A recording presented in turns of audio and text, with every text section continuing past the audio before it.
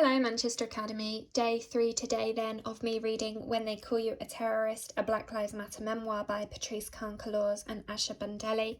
Last week Mrs Green was reading to you from Why I'm No Longer Talking to White People About Race, and I'm carrying on this theme this week with this text. Off we go. It is a year and 4 days after Trayvon's killer was acquitted and Black Lives Matter was born. And we're still hard at work trying to get people to see that as much as there is a progressive movement for justice, there are those working just as hard for the opposite outcome, an outcome where only the fewest of lives matter at all. We know that if we can get the nation to see, say, and understand that Black Lives Matter, then every life would stand a chance. Black people are the only humans in this nation ever legally designated, after all, as not human.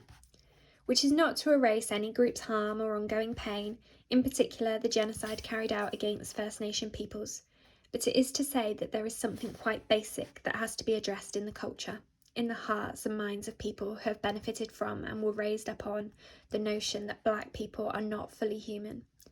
And if few were willing to accept this before, the American movement against Black Lives, August 9, 2014, changed that. In Ferguson, Missouri, on that date, an 18-year-old boy named Michael Brown was chased by a police officer, Darren Wilson. We don't know why. Later reports would accuse Mike Brown of a scuffle at a convenience store. But whatever the truth may or may not have been to that story, what is true is that the scuffle was not known when Wilson, like Trayvon Martin's killer, gave chase. Wilson would claim that, upon confronting the teenager, who was headed to college in a matter of weeks, he felt that his life was in danger. But Mike Brown was unarmed, and autopsy reports confirmed that not only was he shot in the hand and chest, presumably enough to stop him if he was charging at Wilson, which witnesses dispute, but also he was shot in the top of his head, twice. Mike Brown's body was left in the hot Missouri sun for 4.5 hours following his murder. Mike Brown, who in so many ways reminds me of Monte, size, colour, age, when the police came for him to kill him. These all read as my brother. These stories read as unique, as shocking to so many in this country. But to the people I know, these are the public assaults, when they are not outright executions, of our family, of the people who loved and nurtured us. I know it could always have been my brother left there on the street for hours, not only killed by a cop, but dishonoured by a force of them. Because what the autopsy did not reveal is that Darren Wilson's actions were part of a long chain of abuses visited upon the mostly Black, under-resourced and poor people who were and are the 21,000 residents of the city of Ferguson, a community in which the poverty rate is double that of nearby St. Louis. Law enforcement had, for decades, been able to do anything they wanted to do because who would speak up for a bunch of poor Black people? Who cared? So horrifically were Black people treated that The Atlantic would run a 6,000-word report following the Department of Justice's report on the ongoing abuses in Ferguson, in which journalist Conor Friedorf would write that, for years Ferguson's police force has meted out brutality, violated civil rights and helped Ferguson officials to leech off the Black community as shamelessly as would mafia bosses. Cops were pushed, required not only to stop people, read, Black people for the most minor incidents not related to public safety, but also to issue as many citations as possible. It became a game. Who could issue the most? Each citation carried a fine, and those fines made up the municipal budget. There was no chance of fighting this economic warfare, because doing so could also lead to a person's arrest and jailing. The police chief sat over the municipal court. In one case, a Black woman, almost all the cases involved Black people, ended up jailed over a first-time parking infraction. She was issued 2 citations that carried hundreds in fines and fees. She was poor and at times homeless, which caused her to miss court dates, which caused her to be arrested and spend time in jail. She tried to make partial payments, but without the ability to work out a payment plan, she was subject to arrest, and eventually the court relented and let her make payments. Although 7 years after the parking infraction, she is still in debt to the city of Ferguson for more than $500. Friedersdorf reported another case that was cited in the DOJ report of a young black man who lost his job after an arrest. In that case, the reporter shared that, in the summer of 2012, a 32-year-old African-American man sat in his car cooling off after playing basketball in a Ferguson public park.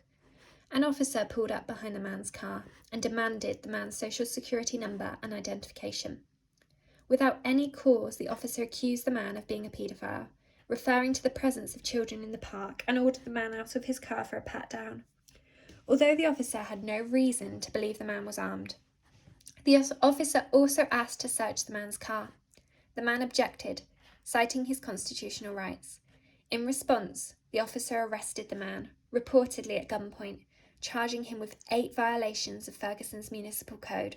One charge, making a false declaration, was for initially providing short form of his name, e.g. Mike instead of Michael, and an address which, although legitimate, was different from the one on his driver's licence. Another charge was for not wearing a seatbelt, even though he was seated in a parked car. At the moment, Jim Crow's back was broken. American politicians found myriad other ways, all legislated, all considered legal, to ensure that the terrorism that had always been the primary experience of black people living in the United States continued.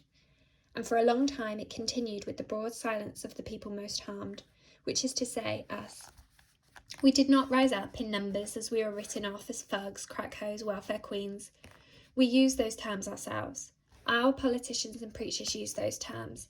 If slavery and Jim Crow made public spectacle of our torture, people beaten, whipped, lynched and dismembered for all to see, the last part of the 20th century and start of the 21st century silenced us with false promises that if we just shut the hell up and did what we were told, maybe we'd be Oprah or Puffy or LeBron or, dare we say it, Barack Obama. When the truth was that the overwhelming majority of us spent a good portion of our time battling with white supremacy, whether we knew it or not. Because, in Ferguson, like in cities across America, not only could the police extort black people through the citation process for minor infractions, they also had at their disposal the huge, unwieldy set of laws that made up what is known as asset forfeiture, a $3 billion industry invented as part of the architecture of the drug war. Asset forfeiture allowed law enforcement to seize property simply if they said that they suspected someone of being involved with the drug trade. They needed no proof or indictment even to seize cash, cars, and homes, and police across the nation routinely did, leaving the burden of evidence on the person who was robbed. The victim had to prove that they had never done anything, something almost impossible to do. But even when they managed to fight and win their case, the legal barriers to reclaiming property were and are extraordinary, leaving the police, who were free to keep 80% of what they seized, to go on buying sprees. And what did they purchase most often? Military equipment. Another way of saying this is that the police in Ferguson stole from the residents and then used that money to buy the tanks, tear gas and machine guns that on August 9 would be turned against those very same residents. And the images that first come out stun us. In particular, one.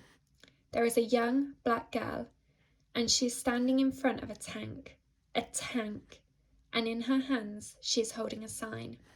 It reads simply this: Black Lives Matter. We are a generation called to action. So I'm stopping there. Come back tomorrow for the next instalment.